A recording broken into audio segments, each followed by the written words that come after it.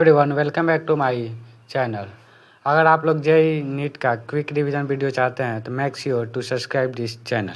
तो चलिए आज हम लोग सीक्वेंस एंड सीरीज के ट्रिक्स एंड फार्मूलाज को देखते हैं। तो सबसे पहले हम लोग nth टर्म के बारे में देखेंगे। तो एपी का nth टर्म निकालने का फार्मूला होता है a plus n minus one into d, a plus n minus one into D.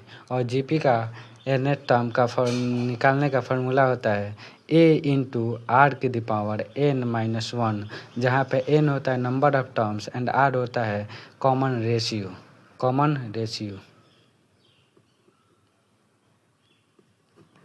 अब हम लोग देखेंगे सम ऑफ nth टर्म।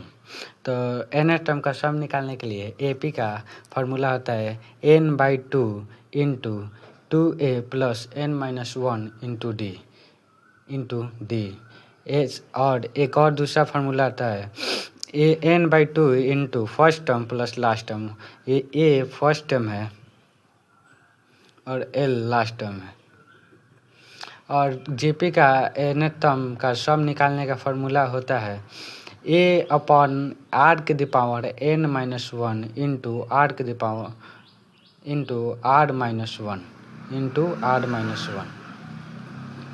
तो अब हम लोग AM एंड GM देखेंगे, जो शॉर्ट है लेकिन बहुत इम्पोर्टेंट है। तो AM मतलब अर्थमेटिक मीन सिंपली मीन होता है, जो हम लोग 10th के स्टैटिक्स चैप्टर में पढ़े थे। Arithmetic mean a plus B plus C upon 3, मतलब sum of terms upon total number of terms. और GM यानी जियोमेट्रिक मीन जो होता है वह नंबर मल्टीप्लिकेशन ऑफ टर्म्स और उसके n, मतलब यहाँ पे अगर n टर्म्स होता है तो यहाँ पे n होगा, यहाँ पे 3 टर्म्स है तो यहाँ पे 3 है। Simply multiplication of terms into 1 upon that number.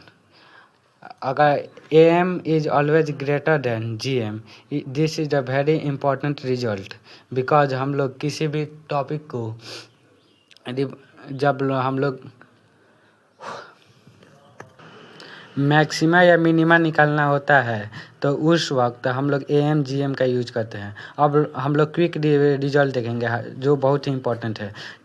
2b is equal to a plus C, मतलब a b और c AP में होगा तो 2b is equal to a plus C होता है। अगर a b c अगर GP में होगा तो b square is equal to AC। और HP के लिए हम लोग रेसिप्रोकल ऑफ